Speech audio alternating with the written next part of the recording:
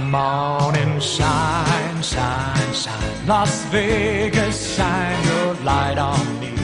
Welcome to Las Vegas Tonight. Join award-winning host Dale Davidson as he interviews the most remarkable people you'll find in the entertainment capital of the world. You'll meet entertainers, sports figures, newsmakers, community and business leaders, and people just like you with stories that'll touch your heart. Now, here's Dale Davidson. A potential audience of more than 50 million people is reached every week by Las Vegas Tonight. To keep the important message of Christ's love on the air, we need your prayers and financial blessings. Please send your tax-deductible gift to Dale Davidson Ministries, 9030 West Sahara Avenue, number 255, Las Vegas, Nevada, 89117. For a donation of $25 or more, we'll send you a copy of Dale Davidson's new book, Las Vegas Tonight, From Sin City to Vegas Saints.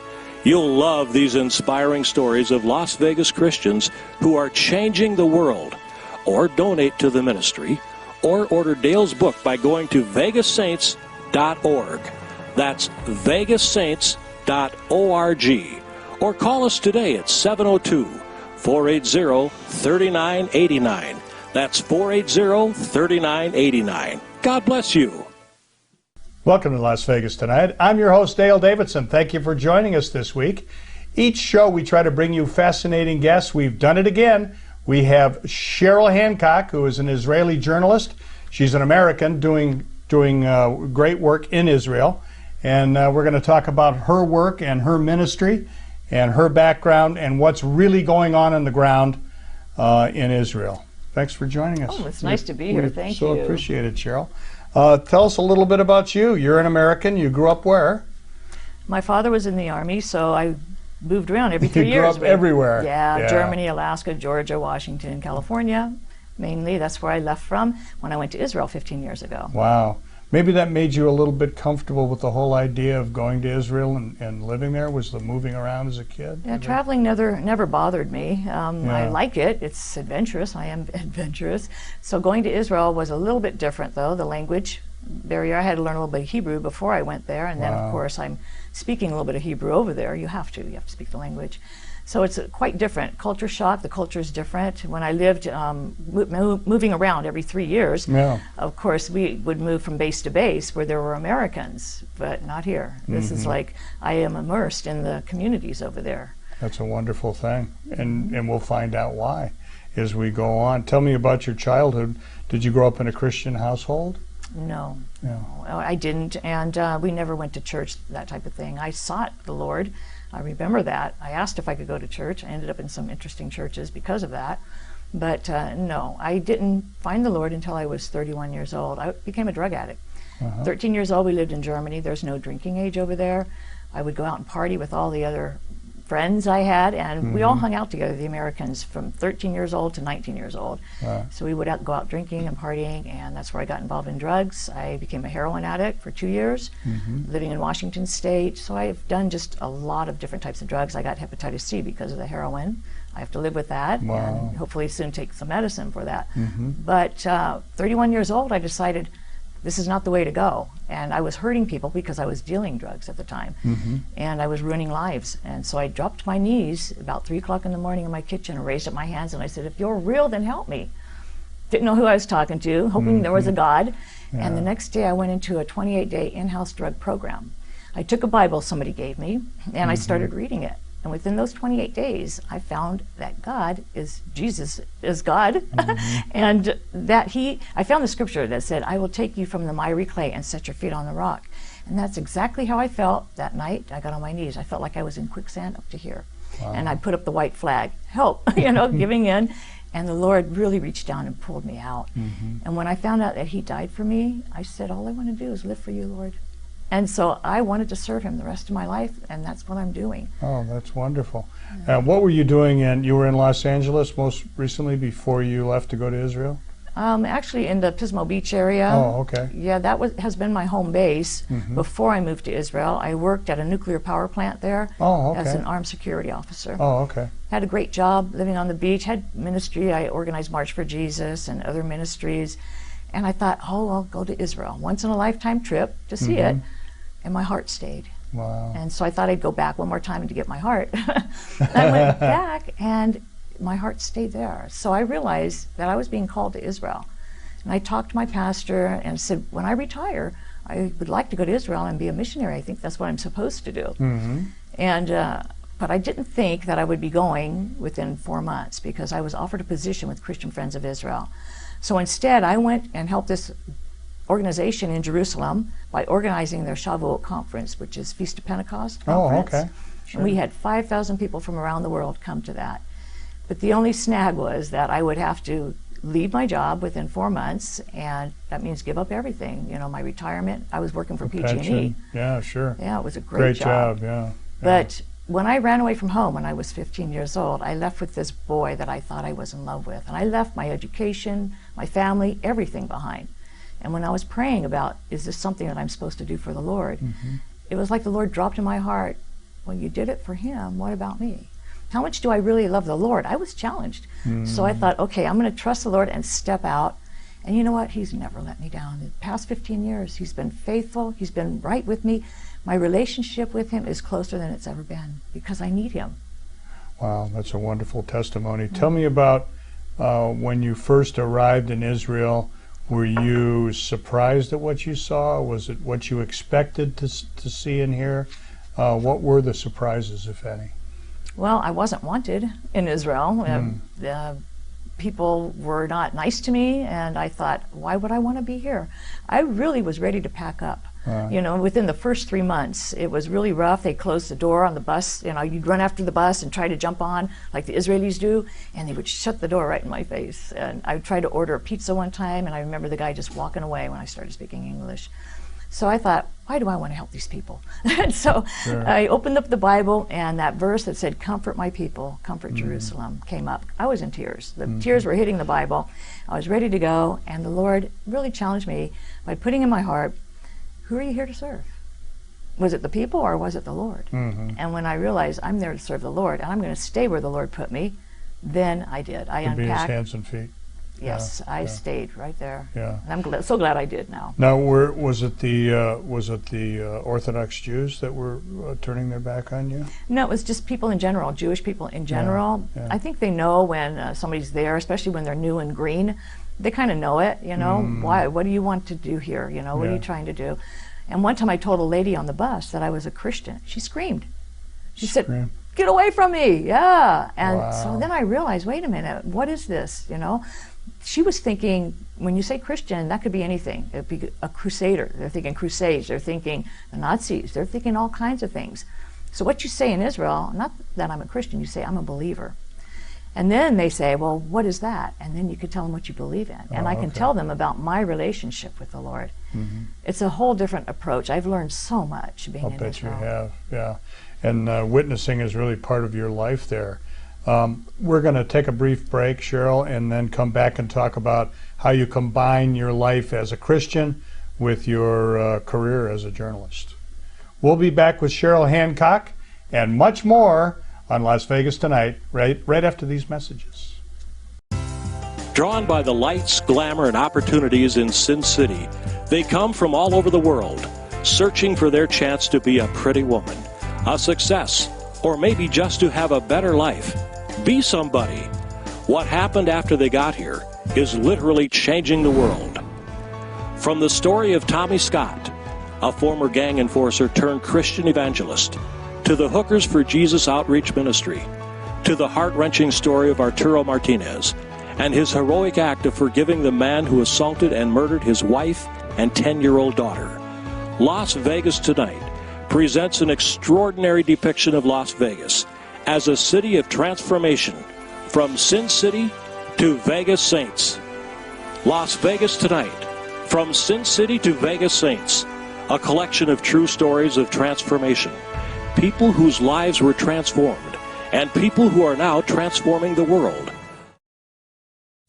Welcome back to Las Vegas Tonight. We're very pleased to have with us Cheryl Hancock, who is a correspondent in Israel, and we're going to get into what's going on and hear the truth about what's happening on the West Bank and in Gaza from Cheryl in a minute. Tell us a little bit personally about what it's like to be a Middle East correspondent. I think a lot of people would like to know, what do you face day to day representing the Western press?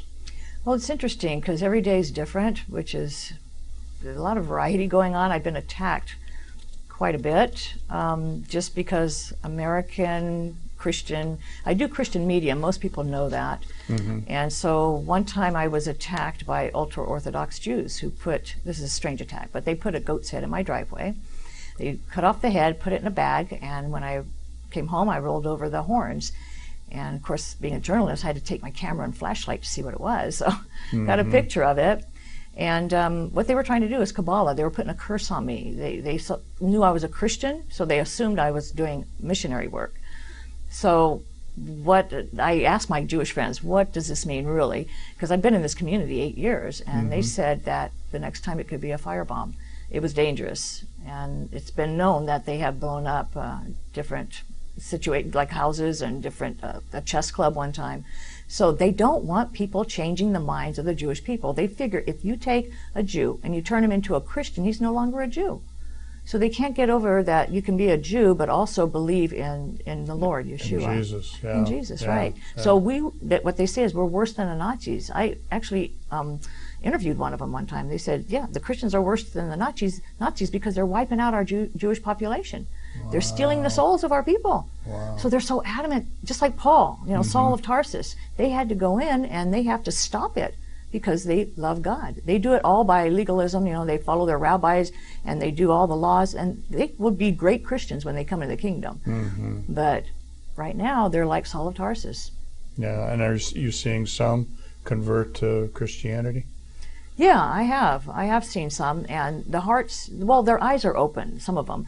And what we do is we talk about their Old Testament, the First Testament, it's more accurate, but we talk about the prophecies that are going on right now that are being fulfilled. And then we talk about the Messiah. And of course, we believe the Messiah is going to return. They believe the Messiah is going to come for the first time. So my friends and I, we sit across the table, we get done with all the prophecies, and we're all on the same page. And I feel like I'm talking to a Christian brother or sister in the Lord. And then we look, because the Messiah comes, and we look at each other, and we smile because he knows that I would say he's coming back. And then so my friend says, well, we'll just have to wait and see. I said, okay, we'll wait and see. What do they say when you talk about Isaiah 53, for example, which pretty much point by point describes the passion? There is a reason why all of that is, they change it. Like they say, okay, there's a different Bethlehem. It's up by Nazareth, and they have a reason and excuse for every one of the verses there. Oh, really? Yeah, yeah. Because I've tried so many different things to explain what I believe and why. And mainly what I do is give people my testimony, because the Lord changed me so radically. He saved my life, and I let people know. And He's continually working in my life. Like when the goat's head was there, I had a rock that a Palestinian threw at me. I was going 55, 60 miles an hour through the West Bank. He had a rock the size of a basketball, and he threw it at my car trying to get it through my windshield. But he hit my headlight instead. If he would have got through my windshield, I would have died, because I would have had an accident, and who knows what would have happened. Sure. But these things happen to me, and I tell people, I had a hand grenade in my backyard. They pulled the pin and threw it at a big gas tank that feeds our stoves. If it would have went off, we all would have been dead in that area. But it didn't go off, so the bomb squad came out and they blew it up. I had a pipe bomb in my carport. It went off, but no one got hurt. So they started seeing the hand of the Lord in my life. And they go, wait a minute, this can't be, you're not Jewish. And so we get into those talks where they see the Lord working in my life, so I give testimony. I don't try to argue scripture with them, because they have their belief. They have become friends of mine 15 years. I love those people. I do. They know that, and they know you're sticking around. Yeah. She's not going to be scared off. It takes them a while to trust you, but when they trust you, they'll trust more of what you're saying. I went to a ceremony for a 3-year-old boy where that's when they get their hair cut the first time, and they actually gave me the scissors to cut a piece of the hair, just like the rest of the family. What an honor. It showed that I was accepted in the family, even as a Christian. And just last year, 2012, I went to his bar mitzvah. Oh, that's great. So I've been there a long time. They trust me, and it's really nice to have these as friends. Let's talk about the Arabs. Let's talk about the Israeli Arabs. You know, those who have lived in Israel were displaced. Those who were displaced and known as Palestinians. Tell me about those people and how they've reacted to you. Well, it's really interesting because I didn't think I was going to Israel to work with Arab people. I just thought I was going to be working with Jewish people and helping the Jews. But that's what came across my path, were Arabs. Really? And the Lord, God so loved the world, you know, that he gave his own son. And so I need to work with whoever he puts in front of my path.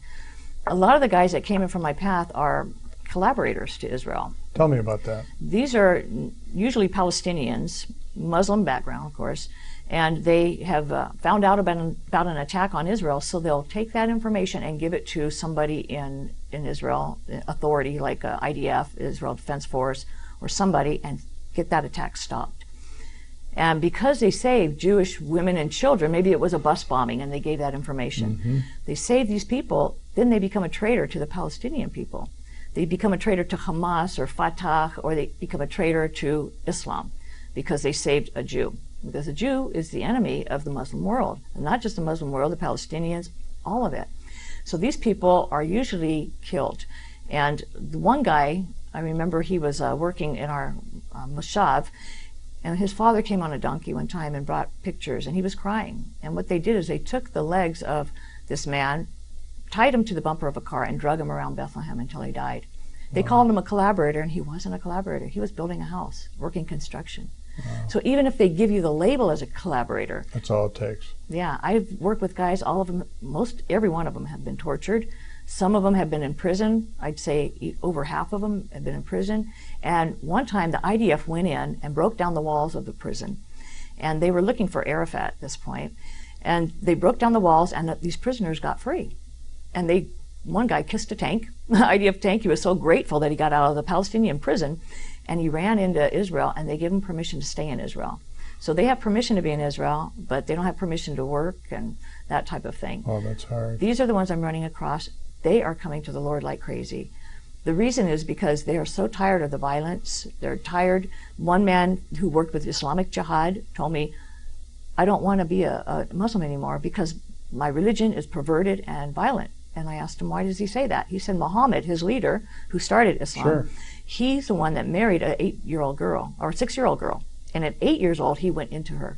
He said, if anybody did that to my daughter, I would kill him. Wow. He said, that's perversion. And then all they talk about in the mosque, especially on Fridays, that's when the big prayer is, all they talk about is violence, taking the women and raping them and taking over their land. He said, I don't want to be any part of that anymore. Will you baptize me? Where's the peace there? Yeah, these people, they want a loving God, and that's what it is. They hear about a God of love, and they want him. I've got to baptize a lot of people in the Jordan River. And you know what? What a thrill that must be. Oh, it's great. And when they become believers or Christians, they don't want to attack Israel anymore. They don't want to hurt people. So it helps Israel, too. Yeah, that's wonderful. We need to take another brief break, and we're going to be back with Cheryl Hancock talking about her life as a journalist in Israel. We'll be back with more right after this. Hello, I'm Dale Davidson. I hope you're enjoying Las Vegas tonight. The guests we've had on the program are wonderful examples of Christians who take seriously Christ's command to love one another.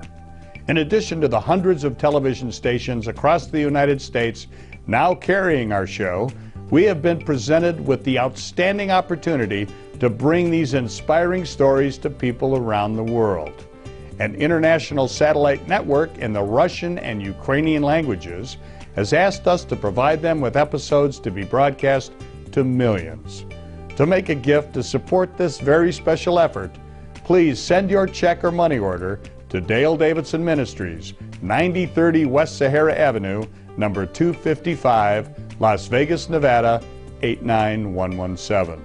To use your credit or debit card, call 702-480-3989. Thank you, and God bless you. And welcome back to Las Vegas Tonight. I'm your host, Dale Davidson. We're having a fascinating conversation with Cheryl Hancock, who is normally in Israel, but luckily she stopped by here in Las Vegas on her way back to that beautiful country. When are you actually heading back?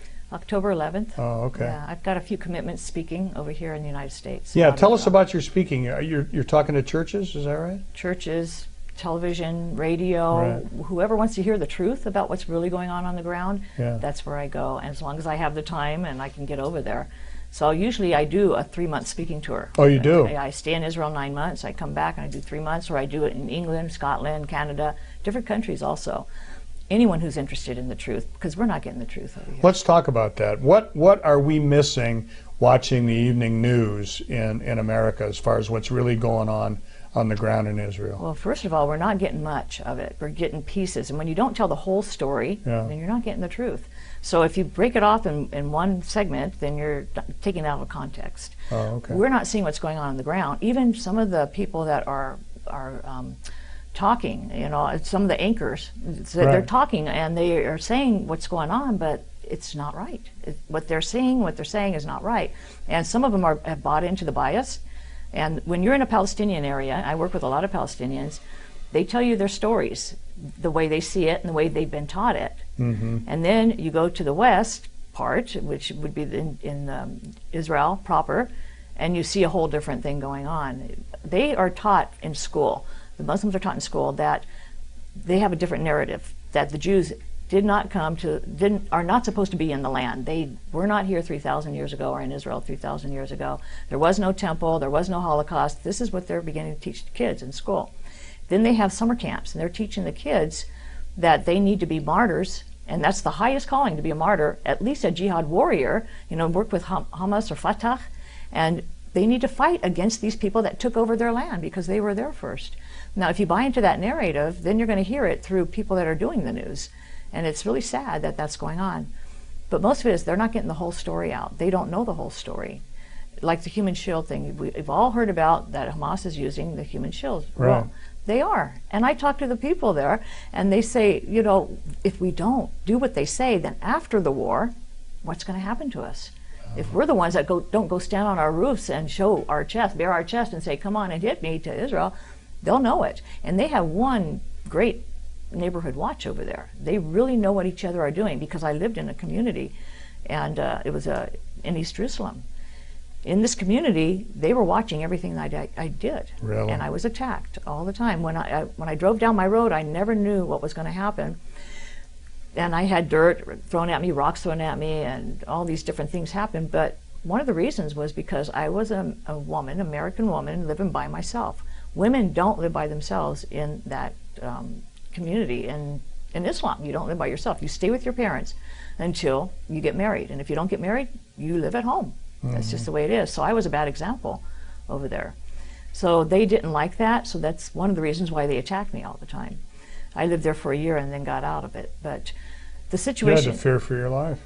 Well, there was one time when they locked me in. They blocked me in. My car, I couldn't get out for 2 days. And I called everyone that I knew asking for prayer, every pastor I knew in America. I was stuck. I didn't know when this would end, when they would move things, because they were trying to intimidate me, of course, and they were showing that they had control. They showed me they didn't want me there. Mm-hmm. And so I tried to be friends, make friends with them. I gave one lady, a neighbor, flowers. I could see the hatred permeating from their eyes for me. Mm-hmm. And I believe it's because I'm American and they knew I was a Christian. And so when I saw this hatred, I decided to give her flowers. I handed them to her, and she threw them right back at me. Really? Yeah. Wow. They would not open the door and be friendly at all. They didn't want me there. Hamas cells were all around me. So Hamas is not only in the Gaza Strip, they're in Israel. They're in East Jerusalem. They're in the West Bank areas. They're all over. Tell me the difference.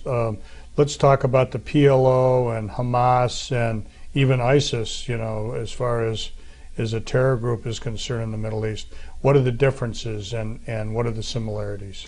Well, Hamas and the PLO have what they are supposed to be doing now is destroying Israel. Mm-hmm. First, Hamas charter, and the reason that they became Hamas in the 1980s is to destroy Israel, to get rid of Israel, because as I told you, in the schools, this is what they would learn, that the Jews do not belong there, and they came and took over their land. So Hamas, if they didn't have the charter to destroy Israel, then they wouldn't exist. You don't need a Hamas, okay? And with the PLO, the Palestinian Liberation Organization, that's to liberate Palestine. There is no place as such as Palestine right now. It's called Israel. In 1948, it became Israel. So these people want to get rid of the Jews. That's the one thing they have in common. That's the one thing they have in common. Yeah. ISIS also, because ISIS is a Muslim group. They are very, very strict Sharia law. As a matter of fact, it's so strict that people don't agree with it, that Muslims don't agree with it.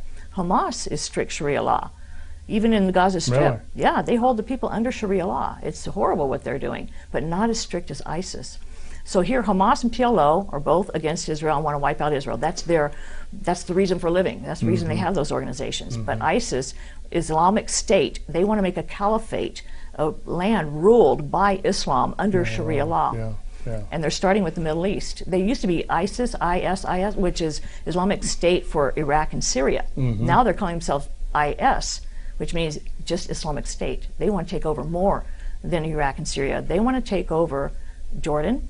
They've already come through one of the checkpoints, took it over, and Jordan asked Israel, will you please be our Air Force? We don't have much of an Air Force, we have a good ground force, and Israel's agreed to help Jordan, because if ISIS comes in through Jordan, all they have to do is walk right into Israel. Wow. And they have said that they want to take Jerusalem. If they take Jerusalem and the Temple Mount especially, then they have a prize for the whole Muslim world, because all of the Muslim world doesn't want Israel to exist.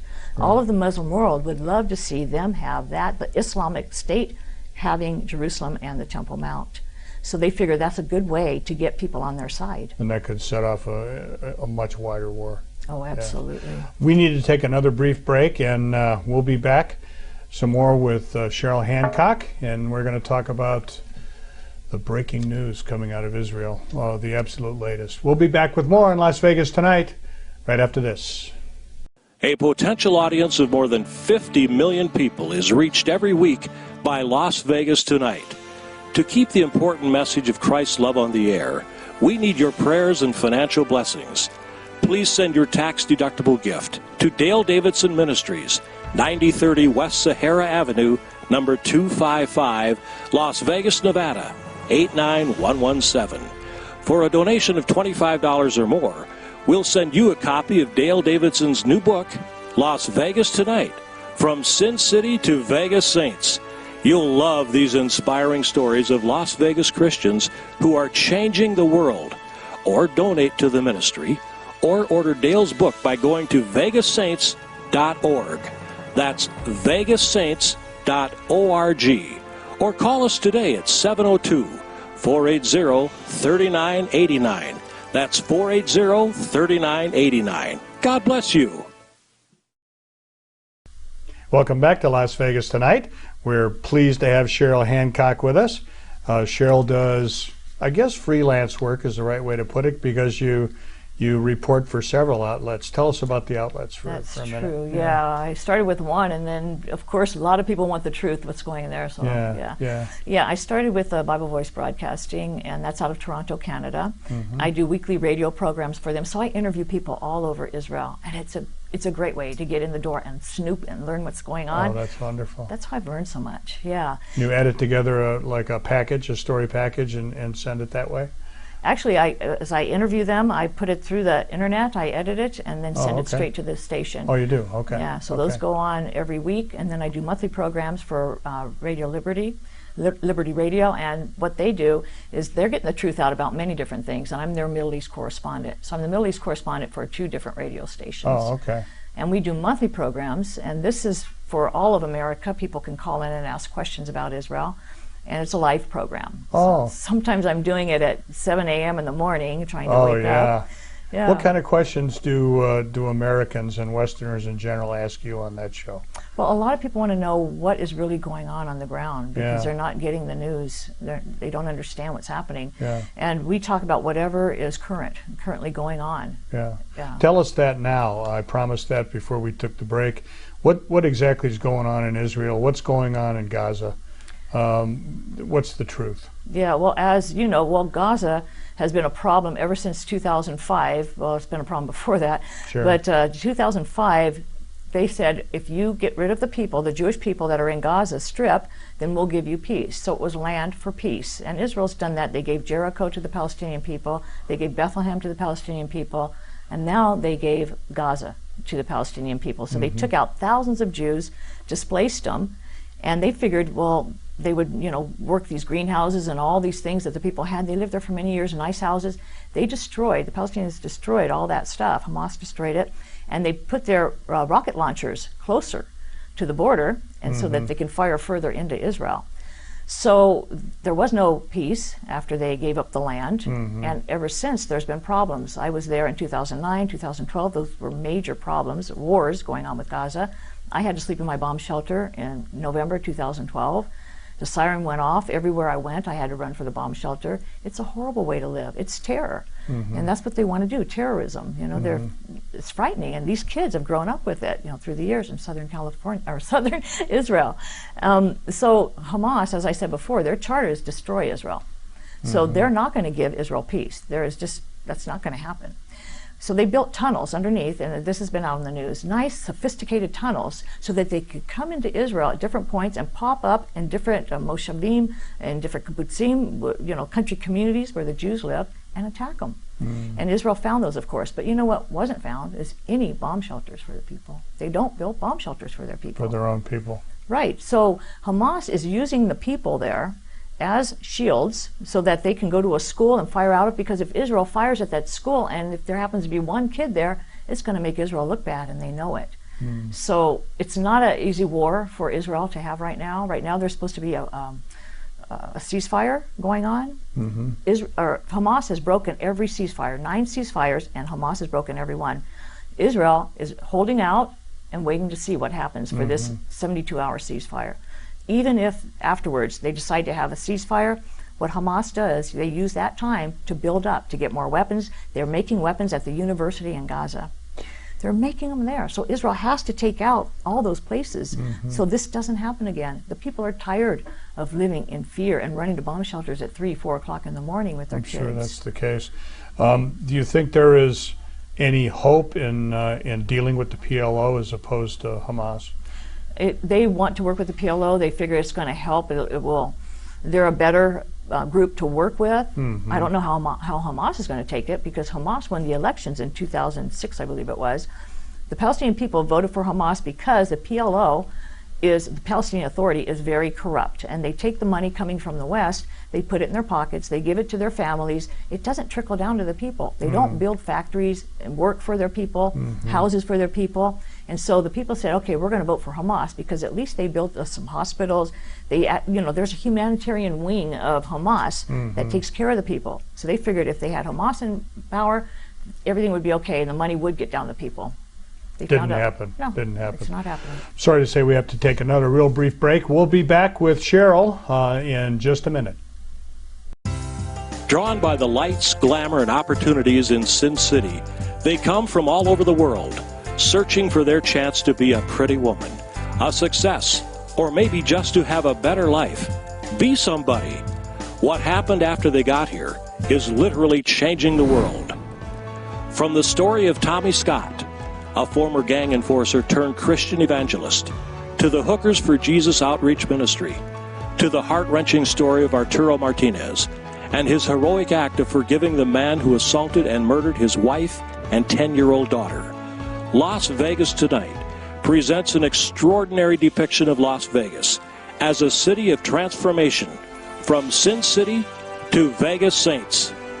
Las Vegas Tonight, from Sin City to Vegas Saints, a collection of true stories of transformation, people whose lives were transformed, and people who are now transforming the world.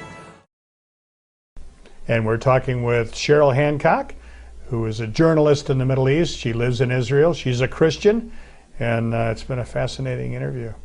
In this segment, I'd really like to continue talking about the Palestinians and the Israelis.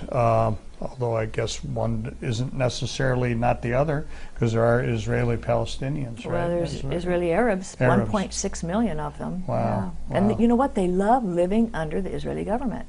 There's more freedom. Oh, much more freedom. They have social medicine. They have freedom of everything. Freedom of speech is the big thing. They are afraid to say anything against the Palestinian Authority or Hamas, because if they do, they can be killed. You know, during these ceasefires, Hamas has been executing people in the Gaza Strip because they say you're collaborating with the enemy, you're giving up our information, you're showing where the weapons are. Whether they are right or not, it could be an innocent person. Doesn't matter. They take them in the square and they kill them in front of people because they're trying to teach them a lesson. Their favorite way is to hang people, to kill people with guns, you know, standing there executing them, and as I said before, dragging them in the back bumper of a car. It's horrible what they're doing to people. They already executed, that I know of, 50 people, and they said Israel killed them. Now, do the Muslim people, the Arabs who are in Israel, do they feel that their compatriots, their fellow Muslims, are living under oppression, are living under a dictatorship in the West Bank, in Gaza? Yeah, they know that they are, but they are also, they're rising up. They're having a Arab uprising in the West Bank, in Israel, proper, in Jerusalem. There is so much fighting right now in different areas that people haven't even heard about. This is not in the Western media. I haven't seen it in the Western media. Why do you think it's being suppressed? Is it being suppressed, or is it just bad journalism? I don't know if they're just putting so much attention on Gaza and not talking about it, but I don't think Israel really wants all that out, because one of their big draws is tourism. They want the tourists to come. Oh, that's true. Yeah. You hear about fighting on the Temple Mount, or at one of the Lions Gate, or at the Damascus Gate, people getting stabbed, tires being rolled out on fire, Molotov cocktails. My friend had his windshield shot out in Bethlehem. Wow. You know, there's just so many things going on, attacks going on, as I told you before earlier, that our security officer, or our security for our community, was stabbed by an Arab. They're telling all people to uprise right now and show that you're standing with the Arab people in the Gaza Strip. So that's what they're doing. And it all started with the teenagers that were kidnapped. 3 Jewish teenagers were kidnapped. So Israel went door to door, house to house, trying to find Hamas. They knew it was Hamas. They started arresting all the Hamas leaders. As they arrested the leaders, Hamas in Gaza Strip started getting angry and said, you let them go, and Israel would not let them go. So that's when the rockets started coming in, more than just a trickle, because for years they've been coming in just trickling, but then they really started firing them in because they were angry. That's what started this conflict with the 3 teenagers. You know, let's talk about the religion, if we can, about Islam, some more for a minute. You know, you and I have talked earlier about there doesn't seem to be much discussion about love in the mosque or in the religion. There is an awful lot about revenge, it seems like, and violence. Tell me your opinion about that, as well as whether there is any hope for reconciliation between the Muslims and the Jews and the Christians. Yeah, well, I work a lot with Palestinian people, Muslims, and these Muslims that I talk to tell me what's going on in the mosque and how they live. And when I talk about how I live and what happened in my life, becoming a Christian and finding God, who is a God of love, He loves us. And I thank God He does, because I'm not that lovable. I mean, you know, He died for all of us. And these people, they really want that. They're seeking after someone to love them. They really want to believe in a God of love. I went to the door one time, a friend of mine, he was my translator. We would go out and talk to people all the time and drink this Arabic coffee. It's great stuff. Really wakes you up. But it was 12 midnight and I was ready to go home. We were out all day, and he said, oh, let's go to one more house. I said, okay. I said, the guy knows we're coming over, right? And he said, oh yeah. So we get to the house, the guy's half asleep, answered the door at 1 o'clock in the morning. And he starts putting on the Arabic coffee. We sit down and start having a conversation. He said, you know, I knew that there was a God that loved us. He said, and you know what? I found it. I really found it. And I said, well, where did you find that? He said, in this book. And he went and got the book, and it was a New Testament. He said, it's in here, look, and he had it all highlighted, that God loves him. He's a God of love. He said, I found him. And then I said, well, do you want to receive him as your Lord? I mean, he was right there. And he said, yes. And I baptized him in the Jordan River. They want a God of love. They're tired of the violence. They're tired of the perversion. This one, a friend told me about his friend. There was a guy in the Palestinian Authority, And he saw this beautiful woman and her husband, and he wanted the woman. So he said that her husband was a collaborator. He was in the Palestinian Authority. They're going to believe him. They took the husband as a collaborator, hung him in the square, and he took the wife. They have to be so careful with what they say and what they do. Another man who is a believer in a village, he has people around him that are getting their legs shot. And I said, what are you talking about? This is in Israel proper. This is in a Muslim village in Israel proper. And at night, the leadership, which is Muslim, will come and shoot the legs of the people that are not listening to the leadership or doing something wrong. That's a warning that if they don't stop doing what they're doing, they will kill them the next time. It's not easy living under the Palestinian Authority or even in Israel proper under their leadership. In the religion, they're all looking for a God of love. And you know, the Muslim people are so ready for that, it's like walking up to an apple tree. You just pick the apple. I'm not out there trying to proselytize or trying to be a missionary to them. They're coming to me. They're coming to me and asking me about the Lord. And if they say, will you baptize me? I'm not going to say no. You know, of course. We want to talk about your organization too, because you have an organization, I don't know whether we should call it a ministry, called Love Without Borders. Yeah. And we want to give people the opportunity to help that ministry. We're going to take another brief break. We'll be back with our final segment with Cheryl Hancock right after these messages. Hello, I'm Dale Davidson. I hope you're enjoying Las Vegas tonight.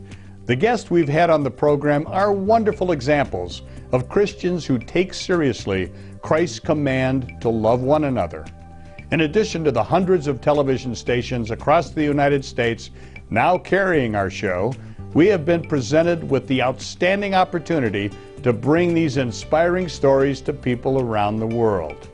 An international satellite network in the Russian and Ukrainian languages has asked us to provide them with episodes to be broadcast to millions. To make a gift to support this very special effort, please send your check or money order to Dale Davidson Ministries, 9030 West Sahara Avenue, number 255, Las Vegas, Nevada, 89117. To use your credit or debit card, call 702-480-3989. Thank you, and God bless you. Welcome back to Las Vegas tonight. Cheryl Hancock is our guest, and an able one she's been. Fascinating, learning everything we can about what's really happening in Israel and environs. We were talking about Arabs who become followers of Christ. It's got to be a dangerous thing for them to do, doesn't it? It What is. happens? A lot of them, they get caught. They try to go back and tell their families, their friends, their towns, because they're excited that they found this. After I baptize them, Muslims, they believe they go down as a Muslim and they come up as a Christian. Their whole life has changed, and they just shine with the love of the Lord. It's amazing to watch. But one guy, actually, I didn't find him. After I baptized him, he disappeared, and I couldn't find him.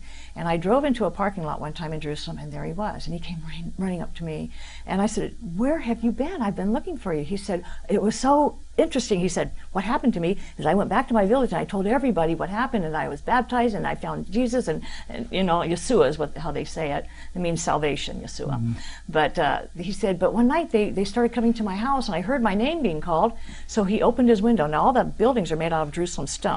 And he opened up his window, and he said, "It was a miracle. They started shooting at me, and they should have hit me here or here. But instead, they only hit my leg. Look, I only have 3 bullet holes." He figured that it was okay that they shot at him as long as they didn't kill him. It was a miracle. And I said, "Did you move? Did you get away from that village?" And he said, "Oh, no, they need Jesus." So it shows me that, you know, I learn when I'm there all the time. And it put me to shame, because I would have taken the verse where you shake the dust off your feet and move on. Oh, yeah, sure. That would have been an easy time to use that, but not him. They go back. Wow. One guy told his family after he was baptized, and his brother turned him into the Palestinian Authority. The Palestinian Authority arrested him on bogus charges, because they can't say they arrest him as being a Christian. It was some land deal that they said. They put him in prison, and he worked in the kitchen because he was a chef. And one time, what they did to torture him is they took all his clothes, they hung him in the kitchen doorway for 3 days. You can imagine what happened. The guys walking by, the humiliation, people punching him. He got out after about 2 years and survived it all, and didn't didn't walk away from the Lord. So these guys help my faith also. When I see that kind of faith around me, they give up everything to become a Christian. Two of them died. Two of them were beaten with sticks and chains, and I never saw them again. Wow. Yeah, so for them to be It's led a to the lesson Lord, to us when we think we're persecuted. that's Not persecution. even close. Living under the Palestinian Authority or Hamas, living under Islam, you don't convert, or it's worthy of death. That's the penalty. We've seen that. There have been news reports of Muslims coming to Christ because Jesus came to them in a dream. Yes. Yeah, isn't that fascinating? No, one came to me. Really? This is the one I was talking about, the one that was shot in the leg. I drove into a parking lot in Jerusalem. I never met him before, and he was working there. I got out of my car, and he ran up to me and goes, "You're a Christian. I know you're a Christian, right?" And I said, "Okay, yes, I am. Why?" He said, "Because I was a very sick man, and I went to sleep, and I had a dream about Yeshua, Jesus. And in the dream, he said that when you wake up, you will be healed, and then you will know that I am God." And he woke up and he was healed. And he was just amazed. So he walked up and down the streets in Jerusalem to find a church, to learn more about Jesus, and he ended up in a Catholic church. So he talked to the nuns, and the sisters gave him a book, you know, the Bible, the Catholic Bible, and he was reading it. He says, "And I'm praying to Mary all the time." And I said, "Well, that's good. You're reading the Bible, you know." And he said, "Yeah." I said, "Do you want to go to Jesus? Straight to Jesus and talk to him and pray to him?" He said, "Yeah, I didn't know I could do that." I said, "Yeah, you can." And so anyways, I took him and got him baptized, and he's the one that disappeared for a long time after he got shot. Wow. But he's following the Lord. He's leading people to the Lord like crazy. Wow. I can tell just by looking at your face that you really love the people of Israel, both Jews and Arabs and fellow Christians. Yeah, absolutely. Tell me what your long-term goal is in Israel. What do you want to accomplish when you're there? Well, I will be going back October 11th, and I have a lot of people. Now, what I have are people that are helping me teach the guys, disciple them, and we have 2 home fellowships already starting up. And these are guys that I baptized years ago, 2002, 2005, and now they're baptizing people. Sometimes I help by driving them, and I always go to the home fellowships. We got more than 2, but 2 that are really strong. And I take them ministry material, I take them food, clothing, because I believe in helping them. They're very poor. They're not supposed to work in Israel. Some of them work under the table. They need help. Most of them don't have cars. I mean, they live very poorly. So we have a group from Holland that came over, and I took them to the houses, and they saw the work, and they want to be so involved. They want to bring containers to Israel. And what I'd like to do is have small groups come, and ministry teams, and go around Israel in vans, and we can take things to the people. The people that come can see the work. It can be a part of the work, helping the people. They can see the land at the same time. But the people there need encouragement. There's Messianic Jews that have bed and breakfast. They need the business. You know, they need encouragement because they're holding down the fort. As far as sharing the gospel, you've got the people that live there that are local. And during time of war, things are going to be closed up. Where's their lifeline going to be? You know, we need people that will pray for them, that will help them, and the groups that can come in can help. Tell me about your organization, Love Without Borders. You know, what we do is we take items, whatever the people need. Sometimes I get people teeth, fix their teeth, electricity, whatever it is that they need. And people send finances or they send items, or if a group comes, that's the easiest way to get items. They bring an extra suitcase, and then we distribute the things. And that helps the people because we're showing the love of Christ. God would not go in there, Jesus would not go in there and teach them the gospel but not help them, you know, physically. And so we help them physically, and it says to help the poor people, to give them water if they need it, give them whatever it is that they need. Then they see the love, and their neighbors and their friends all hear about this. One time I had a party over there, a Christmas party, and we had about 60 Muslim people because they saw the love that was going on. And a lot of them became believers. That's sweet. Yeah. We'll put up your email address so people can contact you. Whether you're in Israel or you're back in the States, and hopefully we will pray that they help you. Yeah, we need a lot of help in Israel, that's for sure. When I talk about Love Without Borders, I'm talking about 3 people being involved and working, but we're all working hard to help these people. And it's been wonderful having you. Thank you, Cheryl. Thank you. Cheryl Hancock. Thank you and so she's much. a journalist in Israel. And please, when you're next in the States, will you come and give us an update? I would love to. Yeah, Thanks for getting the truth out. It's very nice to meet you. Thank you. Cheryl Hancock has been our guest on Las Vegas Tonight. There's plenty more coming up on this station. Thank you for watching. I'm Dale Davidson, and please walk with him. A potential audience of more than 50 million people is reached every week by Las Vegas Tonight. To keep the important message of Christ's love on the air, we need your prayers and financial blessings. Please send your tax-deductible gift to Dale Davidson Ministries, 9030 West Sahara Avenue, number 255, Las Vegas, Nevada, 89117. For a donation of $25 or more, we'll send you a copy of Dale Davidson's new book, Las Vegas Tonight, From Sin City to Vegas Saints. You'll love these inspiring stories of Las Vegas Christians who are changing the world. Or donate to the ministry, or order Dale's book by going to vegassaints.org. That's vegassaints.org. Or call us today at 702-480-3989. That's 480-3989. God bless you. Hello, I'm Dale Davidson. I hope you're enjoying Las Vegas Tonight. The guests we've had on the program are wonderful examples of Christians who take seriously Christ's command to love one another. In addition to the hundreds of television stations across the United States now carrying our show, we have been presented with the outstanding opportunity to bring these inspiring stories to people around the world. An international satellite network in the Russian and Ukrainian languages has asked us to provide them with episodes to be broadcast to millions. To make a gift to support this very special effort, please send your check or money order to Dale Davidson Ministries, 9030 West Sahara Avenue, number 255, Las Vegas, Nevada, 89117. To use your credit or debit card, call 702-480-3989. Thank you, and God bless you. You've been watching Las Vegas Tonight with Dale Davidson. Send your tax-deductible gifts to Dale Davidson Ministries, 9030 West Sahara Avenue, number 255, Las Vegas, Nevada, 89117.